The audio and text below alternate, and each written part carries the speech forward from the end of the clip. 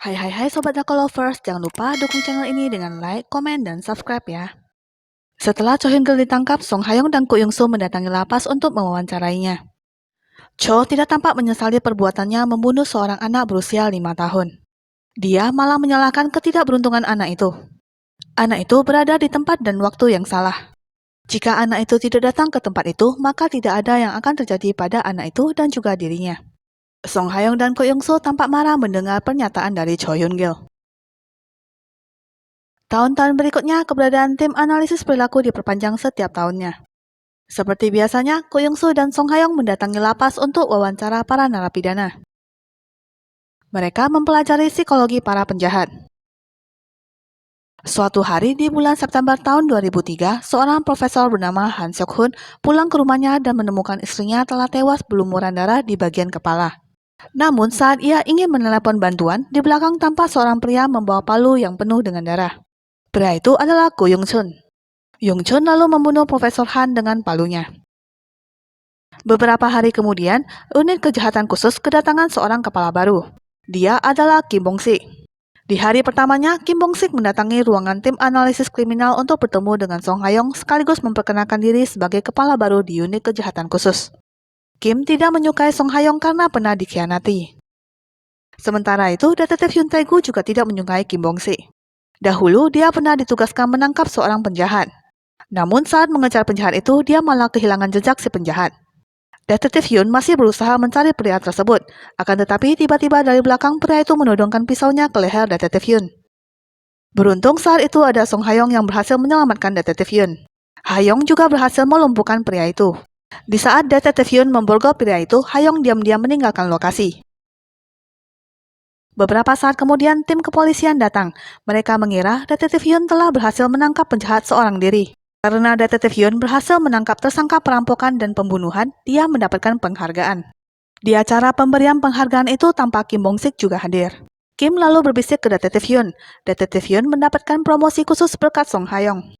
Sehingga selama ini detektif Hyun menyangka Song Ha-young menceritakan kejadian malam itu ke Kim Bong-sik. Sementara itu, unit kejahatan khusus diminta untuk menangani kasus pembunuhan Profesor Han Seok-hun dan istrinya yang telah terjadi 2 minggu yang lalu di Susungdong. Cerita beralih ke 5 hari sebelumnya di daerah Gugokdong. Ko Young-chun lagi-lagi membunuh satu keluarga di sebuah rumah mewah. Walau korbannya lansia, dia tetap membunuhnya dengan palu besarnya. Di tempat lain, detektif Hyun Tae-gu dan detektif Nam mendatangi rumah Profesor Han. Pembunuhnya tidak mengambil uang yang ada di dalam rumah. Di rumah itu, darah hanya berada di tempat korban tergeletak. Di dinding dan langit-langit rumah tak tampak ada darah. Di tubuh korban juga tidak tampak ada luka tanda-tanda perlawanan. Polisi masih bertanya-tanya senjata apa yang digunakan oleh pelaku. Tim forensik memeriksa bukti-bukti pada kasus Susodong dan Gungordong. Mereka menemukan jejak kaki pelaku di kedua lokasi pembunuhan tersebut. Namun tak disangka jejak kaki di kedua lokasi itu tampak sama. Cerita beralih ke sebuah rumah mewah di Jinjundong. Tampak Ko Young-chun sedang mengawasi rumah itu. Namun niat membunuh di malam itu dibatalkannya karena mengetahui ada seorang pria berada di rumah itu. Ternyata keesokan paginya, Ko Young-chun masih menunggu di depan rumah. Saat seorang pria muda pergi meninggalkan rumah itu, Young-chun kembali beraksi. Dia masuk ke dalam rumah mewah itu dengan membawa palu besar. Siangnya, para media sudah meliput berita pembunuhan di sebuah rumah mewah di Jinjundong. Korban seorang wanita berumur 50-an tahun. Di kepolisian pusat, Oh In-tak dari tim forensik datang ke ruangan tim analisis kriminal. Dia ingin meminta pendapat Ko Young-soo mengenai jejak kaki yang ditemukan di lokasi pembunuhan Susodong dan Gugondong yang tampak sama. Kesimpulannya, walau lokasi pembunuhan dari distrik yang berbeda, tapi pelakunya adalah satu orang yang sama. Tak berapa lama kemudian, tim analisis kriminal juga mendapat berita pembunuhan seorang wanita yang tewas akibat pukulan benda tumpul di Jinjundong. Cara membunuh dengan benda tumpul mirip dengan kasus di Gungordong. Ha-young lalu segera pergi ke lokasi di Jinjundong. Sedangkan Ko Young-soo pergi ke ruangan kepala Hyo Gil-pyo. Di sana juga ada detektif Hyun yang sedang memberikan laporan. Young-soo memberikan laporan jejak kaki yang sama dari lokasi pembunuhan di Susundong dan Gungordong. Yang artinya pelaku adalah orang yang sama karena cara membunuhnya sama, yaitu pukulan benda tumpul. Dan kali ini di Jinjundong, korban juga tewas karena pukulan benda tumpul. Dan sepertinya pelaku juga adalah orang yang sama. Sementara itu, Song Ha-young tiba di lokasi di Jinjundong. Namun saat ia ingin masuk ke dalam rumah, dia dihalangi oleh Kim Bong-se. Kim tidak memperbolehkan Hayong masuk ke dalam. Walaupun begitu, Hayong bersikeras ingin masuk ke dalam rumah. Di dalam rumah, Hayong melihat korban yang dipukul dengan benda tumpul. Pelaku juga tidak menyentuh berangkasnya. Modus operandinya mirip dengan pembunuhan di Susundong dan Gunggotdong. Beberapa hari kemudian, unit kejahatan khusus merasa terganggu dengan tim analisis perilaku. Pasalnya, mereka memasuki TKP sesuka mereka dan menghalangi penyelidikan. Selain itu, Sung Hayong mengunjungi semua TKP setiap harinya. Namun, kepala Bae Jun-sik dan Heo Gil-pyo tetap membela tim analisis perilaku yang memang hanya ingin melakukan penyelidikan untuk menangkap pelaku.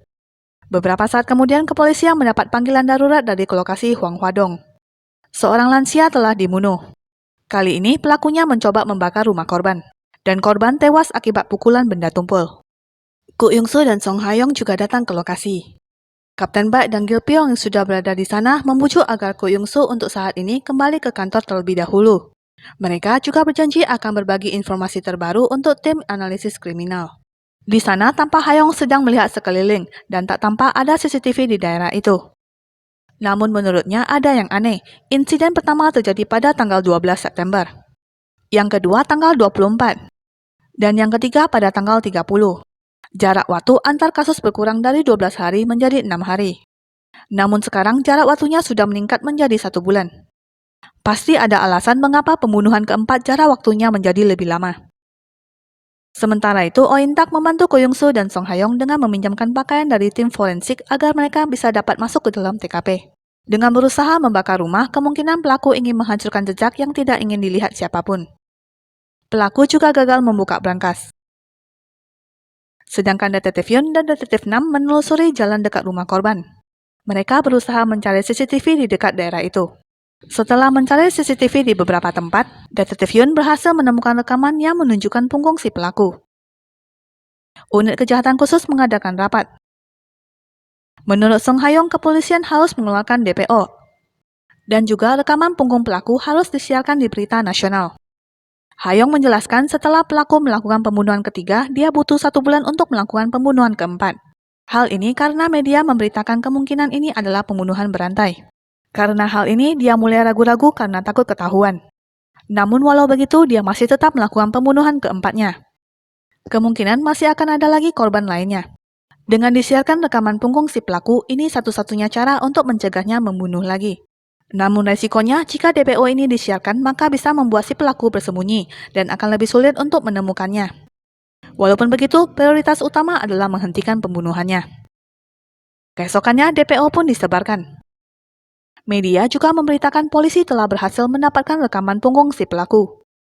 Ko Yung-chun melihat berita itu di televisi rumahnya. 3 bulan pun berlalu, polisi masih belum bisa menangkap Ko Yung-chun. Publik mulai resah, mereka juga mulai tak mempercayai cara kerja polisi.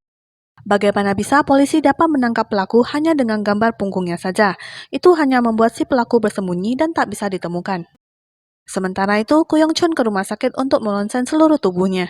Hasil ronsen digunakan untuk mempelajari anatomi manusia. Di tempat lain, tampak seorang pria sedang mengasah pisau. Pria itu bernama Nam Ki-tae. Dia mengikuti seorang wanita yang hendak pulang sendirian hingga ke apartemennya.